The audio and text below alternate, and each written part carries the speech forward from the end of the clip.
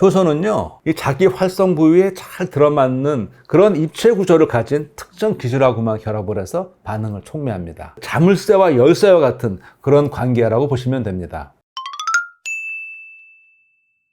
안녕하세요, 김흥빈입니다. 효소라는 말 많이 들어보셨죠? 효소가 뭔가요? 효소는 생명체에서 이 촉매로 작용해서 이 화학 반응 속도를 증가시키는 물질을 말하죠. 촉매는 또 뭐냐? 촉매라는 거는 화학 반응에서 소모되거나 변하지 않으면서 반응 속도를 빠르게 하는 물질을 말합니다. 효소는 대부분 단백질로 되어 있어요. 근데 이 효소의 작용은 생명 현상을 유지하는데 매우 중요하죠. 생명 현상의 기본을 이루고 있죠. 자, 그렇다면 효소는 어떻게 해서 생명체 안에서 화학 반응 속도를 빠르게 증가시킬 수 있을까요? 이 화학 반응이 일어나려면요, 필요한 최소한의 에너지가 있거든요.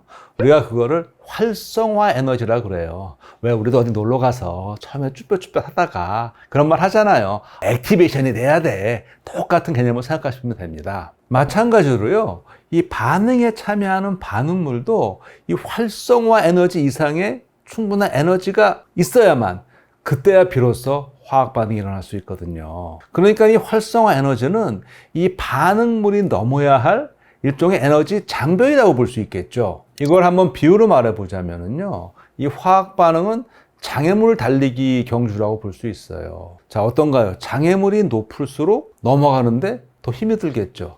많은 에너지가 필요합니다. 일부 선수는 장애물을 아예 넘지 못할 수도 있습니다. 만약에 장애물 높이를 낮춰준다면 더 쉽게 넘어갈 거고요, 더 많은 선수들이 달려갈 수 있겠죠. 더 쉽게 넘어가면서. 바로 이겁니다.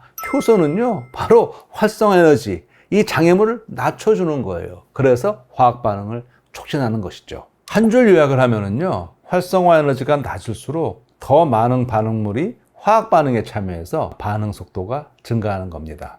효소가 작용하는 반응물을 우리가 기질이라고 불러요. 기질이 효소의 활성 부위에 결합하면은요, 효소 기질 복합체가 만들어집니다. 이렇게 효소 기질 복합체가 형성됨으로써 반응의 활성화 에너지가 내려가는 거예요. 이 활성 부위라는 거는요, 기질이 결합하는 효소의 특정 부위를 말하는 거거든요. 바로 이 부위에서 촉매 작용이 일어납니다. 효소가 기질에 붙어 있는 동안, 즉 효소와 기질이 복합체를 이루고 있는 동안 이 효소의 촉매 작용으로 이 기질은 생성물로 바뀌게 되죠. 그리고 화학 반응이 끝나면 효소와 생성물이 떨어집니다. 이 분리된 효소는 다시 다른 기질과 결합해서 촉매 작용을 계속 반복하죠. 효소는요, 이 자기 활성 부위에 잘 들어맞는 그런 입체 구조를 가진 특정 기질하고만 결합을 해서 반응을 촉매합니다. 이거를 바로 우리가 기질 특이성이라고 말해요.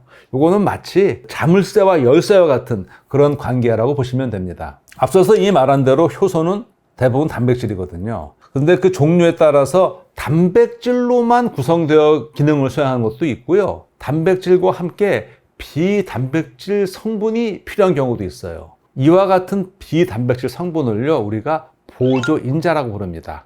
효소의 단백질 부분을 도와준다는 얘기죠. 보조인자를 필요로 하는 효소에서요, 이 단백질 부분을 주효소라고 부르고요, 그리고 이 주효소에 보조인자가 결합해서 완전체를 이룬 효소를 전효소라고 부릅니다. 이 보조인자 가운데에는요, 주요소에 일시적으로 결합했다가 반응이 끝나면은 분리돼서 다른 반응에 참여하는 것도 있고요, 내내 주요소에 결합되어 있는 것도 있습니다. 보조인자에는 이 구리이온이나 철이온과 같은 금속 이온이 또 있고요, 유기화합물로 이루어진 경우도 있습니다. 유기화합물로 이루어진 이 보조인자는 특별히 조효소라고 부릅니다. 조효소의 대표적인 사례는요, 앞선 영상에서 소개했던 그 세포호흡에서 중요한 기능을 하는 NAD나 FAD 같은 것들이 있습니다. 생명체 내에는 다양한 효소가 존재하고 있는데요, 기능에 따라서 크게 6가지 종류로 나눌 수 있습니다. 산화환원 효소는요, 말 그대로 산화환원 반응을 수행합니다. 수소나 산소 또는 전자 같은 거를 다른 물질에 전달하는 역할을 합니다. 가수분해 효소는 역시 말 그대로 가수, 물 분자를 첨가해서 기질을 분해합니다. 전이 효소는 특정 기질에서 작용기를 떼어내서 다른 분자에 전달해요. 작용기는 또 뭐냐? 레고 블럭 있잖아요. 왜 레고 블록을 이렇게 조립하다 보면 일반 그 블록도 있지만 바퀴라든지 뭐 창문 뭐 또 이렇게 뭐 인형 모양 그런 블록 있잖아요. 그거를 작용기라고 보시면 돼요. 특정 기능을 하는 거. 제거 부가 효소는요, 역시 이름 그대로 기질에서 작용기를 제거하거나 반대로 작용기를 첨가하는 그런 효소를 말합니다. 이성질화 효소는요, 기질을 이루는 원자의 위치를 변화시켜서 분자 구조와 성질이 다른 이성질체를 만들어줍니다. 이성질체라 말 그대로 구성 성분은 같은데요, 성질이 다르다는 거예요.